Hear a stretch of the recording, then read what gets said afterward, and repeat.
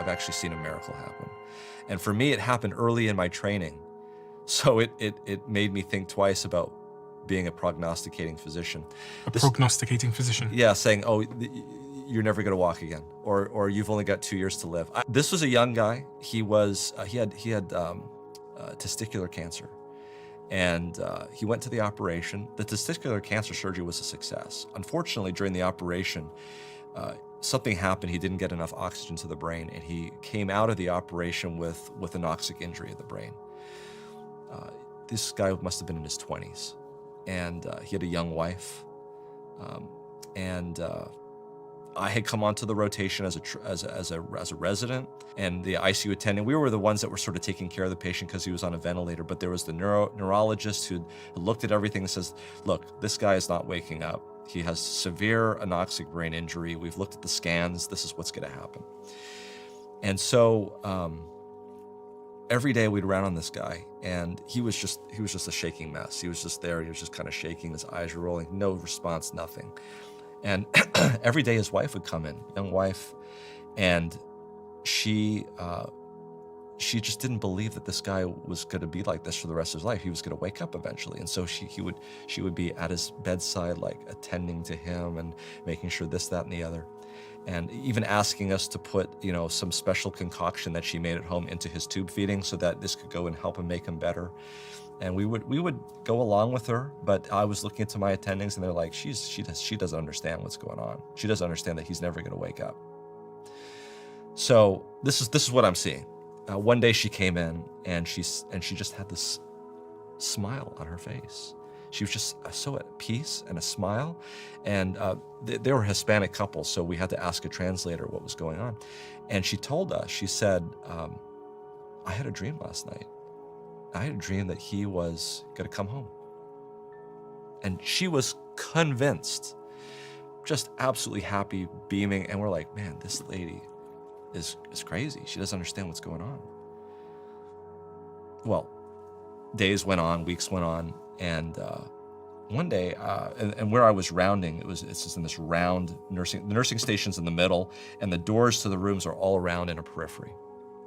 And we were going around the circle, rounding on the patients, and I could look in, and I saw him, and he was kind of shaking, but he was kind of opening his eyes, and I said, he seems to be focusing a little bit, his eyes seem to be focusing a little bit more than they would be, and he kind of, I just kind of put my hand up like this, and sure enough, he put his hand up like this, shaking, and he put it back down again. I'm like, what? He waved at you?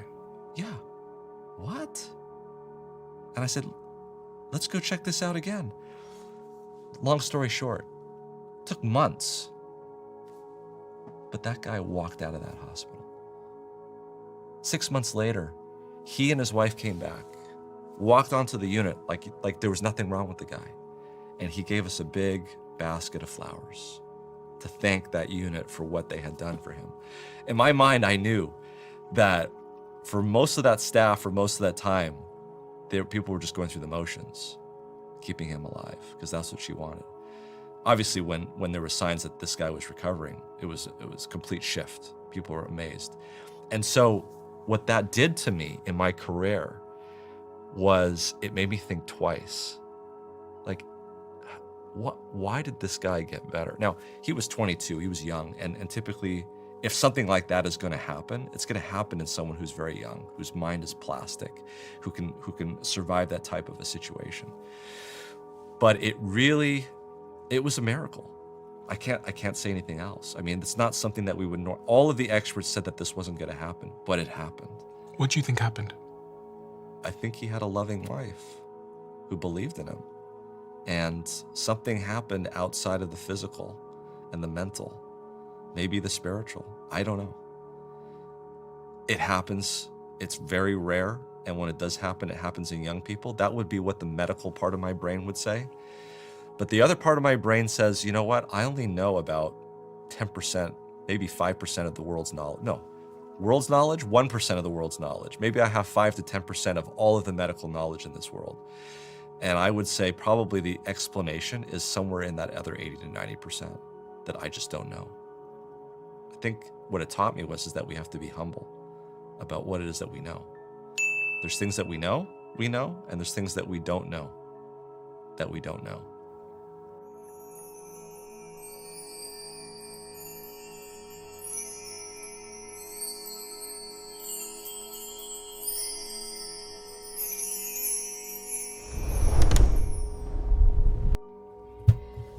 해당 영상은 실제 의사 선생님이 뇌사 상태에 빠진 환자를 통해서 이 어떤 진짜 기적이 존재하지 않나, 내가 모르는 것들이 분명히 존재한다는 것에 대해서 믿게 되었다는, 자신이 아는 것이 전부가 아니라는 것을 깨닫게 되었다는.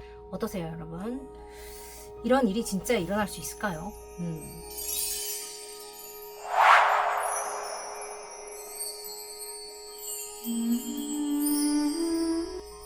기적의 신호를 놓치지 마세요. 지금 당신의 삶이 가속화되고 있다는 증거들을 제가 어센션 단계 체크리스트, 지금 현재 에너지 체크인을 통해서 함께 알아보도록 하겠습니다. 여러분들은 현재 믿기 힘든 변화를 통과하고 있다고 합니다. 겉으로 큰일이 없어 보인다거나 내 뜻대로 안 되는 일이 많다고 하지만 실제 내 내면과 현실이 분명히 움직이고 있다는 신호들에 대해서 알려드립니다. 이 영상은 단순히 스피리추얼 컨텐츠가 아닙니다. 의학의 기적, 뇌신경 반응, 현실 변화의 물리적 징후, 그리고 심리적 치유와 철학까지 여러분들이 진짜 어센션 중이라는 증거들을 확인할 수 있는 체크리스트를 제공해드립니다. 관심 있으신 분들은 지금부터 함께 해보겠습니다. 기적의 전조 증상, 왜 지금 이런 일들이 나에게 벌어지고 있을까? 내 삶이 무너지는 것 같을 수 있습니다. 갑자기 알 수 없는 감정들이 요동치고 예전 같았으면 참을 일에도 괜히 분하고 눈물이 더 나는 것 같죠. 어센션을 한다면 내가 더 안정이 되어야 되는 게 아닐까? 그런 생각하시는 분들 분명히 있으실 거예요. 하지만 그건 파괴가 아닌 재정렬입니다. 뇌는 감정을 저장합니다. 심장은 에너지 패턴을 기억합니다. 영혼은 더 이상 그것에 대한 거짓을 참지 않기로 다짐합니다. 이것이 바로 여러분들 몸과 영혼이 일치하려는 자연스러운 반응입니다. 우리 몸이 어떤 입자로 구성되어 있다라고 얘기하죠, 영자에서. 네, 여러분들 실제로 내가 내 현실의 주파수와 내가 공명을 하는 그 주파수가 서로 다르다면 이 현실에서 내가 살 수 없다는 게 퀀텀 점프와도 연결된 부분이에요. 그렇다면 이 말하는 이런 것들은 도대체 어떤 뜻일까요? 여러분들의 신호, 여러분들만의 기적을 준비하고 있다는 증거 갑니다. 지금부터 여러분들 연필 꺼내시고 펜 꺼내시고 카톡 여셔서 지금부터 같이 체크리스트 가봅니다. 아래 증상들이 있었다면 여러분들은 어센션 중인 것이 맞습니다. 첫 번째, 이유 없는 눈물 혹은 감정 기복. 두 번째, 깊은 피로감 혹은 불면증. 세 번째, 친했던 인간관계가 멀어진다거나 정리가 된다. 네 번째, 예전의 직업이나 오랜 시간 꿈꿨던 어떤 그런 목표들에 대한 무기력증 혹은 의심 혹은 재정비를 하게 된다. 다섯 번째, 갑작스러운 신체 반응이 있다. 심장이 아프다거나 두통이 온다거나 갑자기 어지럽다 같은 것들이 있을 수 있습니다. 여섯 번째, 나도 모르게 순식간에 떠오르는 과거의 기억과 감정. 마지막으로 감정이 아닌 에너지로 사람들을 느끼고 인지하기 시작합니다. 특별히 이 마지막 부분 같은 경우는 사람들의 외모나 껍데기 혹은 조건이나 감정 같은 것이 아니라 저 사람이 어떤 에너지가 느껴지는지 바이브라고도 하기도 하고 어라라고 하기도 하죠. 실제로 작년에 구글 트렌드, 서치 트렌드에서 상위권을 차지했다고 그러죠. 어라라는 게 외국에서 엄청 유행을 했다고 그러는데 이제 우리나라는 이제 느낌이 안 좋아. 약간 이런 이야기로 우리가 추릴 수가 있어요. 실제로도 우리가 아무리 매력이 있어도 뭔가 약간 인상이 좀 그런데 약간 이런 사람들이 있죠. 아무리 웃고 있어도 뭔가 개운치 않고 뭔가 시원하지 않은 사람들이 있습니다. 꿍꿍이가 있는 사람들은 그렇게 들통이 나는데요. 외모도 꾸밀 수 있고 언플도 할 수 있고 주변에 소문도 만들 수 있고 내가 그럴듯하게 종이짝에 꾸밀 수도 있습니다. 요즘은 안 되는 게 없죠. 특히 조작은 더 그래요. 그죠? 그런데 에너지는 거짓말을 하지 않습니다. 나의 오라라는 거, 나의 마음가짐, 내가 쓰는 말투, 내가 하는 행동, 하나부터 열까지 여러분들이 일관적으로 세상에 내어놓는 에너지는 똑같다는 얘기예요. 그렇기 때문에 에너지는 거짓말을 하지 않고 사람들에게서 느껴지는 느낌, 그 아우라, 그리고 그 기라는 것, 그 에너지라는 것은 사람을 속일 수 없다라고 이야기합니다. 그래서 직관이 중요한 거고 직관 트레이닝이 꼭 필요한 거예요. 세 번째, 의식 공명과 현실 가속화입니다. 나는 누구인가? 라는 질문이 강하게 떠오르고 나의 아이덴티티에 대한 급격한 고민의 시간을 갖게 됩니다. 사소한 말 한마디, 스치는 공기조차 예전보다 훨씬 더 깊이 나를 찌를 때가 있고 와닿을 때가 있고 감동하게 할 때가 있습니다.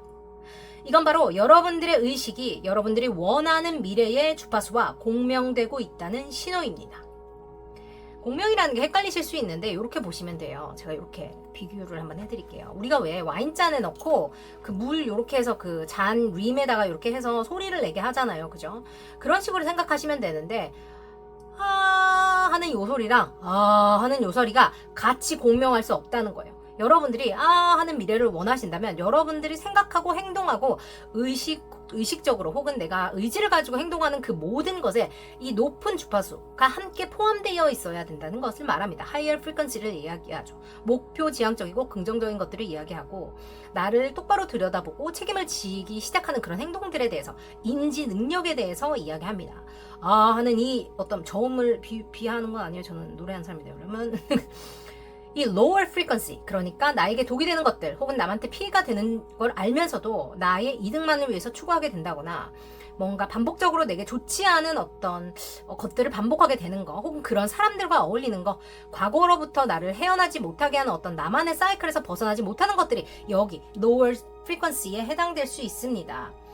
여러분들이 더 맑고 선명해질수록 여러분들 현실도 함께 여러분들에게 진동을 높여준다고 생각하시면 돼요. 내가 이 삶을 살면 내 현실이 따라올 수밖에 없다는 걸 얘기합니다. 근데 내가 여기 머물면서 여기를 바라본다고 해서는 아무 일도 안 생긴다는 걸 얘기해요.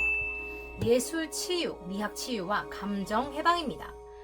이 시기에는 사실 감정을 억누르기보다는 소리, 그림, 글, 몸짓, 그리고 제가 여러분에게 자꾸 이렇게 강요를 하고 있는 감정 저널링 같은 것들로 흘려보내는 것이 아주 중요합니다. 제가 예전에도 한번 설명드렸지만 감정을 억누르기 시작하면 그것이 우리의 일부가 된다고 얘기하죠. 그것을 마주하고 느끼면 90초 만에 흘러가게 할 수 있는 게 감정이라고 이야기합니다.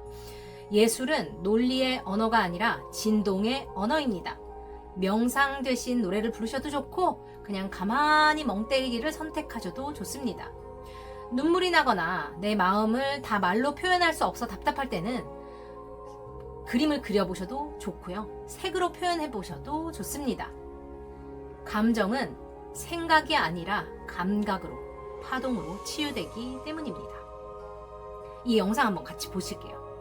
The water is you, and the ink is the painful emotion that hits you. Instantly, it takes over and infiltrates everything in your day so that you can't see anything clearly. You just want it to go away. But what if I told you that the best way to make it go away is, in fact, to allow it to be there, welcome it even? You see, when you pay attention to that feeling and you see it for what it is, you see that the ink is not the water and the emotion is not you. It's an experience, a sensation moving through you. And when you allow emotion to move through you in that way, without trying to block it out, then you allow it to take its natural course. And over time, the emotion clears and you're ready for whatever comes next. I'm a psychologist. Follow for more. 여러분들이 지금 보내시는 이 전환기는 혼자서 버텨내지 않으셔도 되는 겁니다. 제가 앞으로 리추얼 방법들 그리고 의식 공명 IX 멤버십에게만 제공하게 될 워크북 그리고 클래스 등을 함께 하시게 되실 텐데요. 여러분들이 만약에 이 메시지에 공감하신다면 이것은 영상이 아닌 초대장이라고 생각해 주셔도 좋습니다. 가셔서 이메일 리스트에 사인업 하시고 기다려주시면 제가 준비되는 대로 연락드리도록 하겠습니다. 아래 링크 고정 댓글이나 본문 가시면 만나실 수 있습니다. 이 영상은 여러분들만을 위해 준비된 컨텐츠입니다. 여러분들 감정 해소를 위한 혹은 나의 감정 인지를 위한 감각, 음악, 소리 등을 통한 자기 발견의 여정, 치유의 여정에 여러분들을 초대합니다. 잘 오셨어요. 저는 스토리로 풀어 여러분들이 원하시는 꿈에 닿게 도와드리는 소프라노 김박사, 소프라노 김은경이라고 합니다. 잘 오셨습니다. 앞으로도 잘 부탁드려요. 갑니다. 출발할게요. 렛츠고. 아래로 오세요. 사랑합니다. 여러분 수고하셨어요. 오늘도 푹 주무세요. 안녕. Quick question from a psychologist. If you spoke to your friends the way you speak to yourself, would they hang around?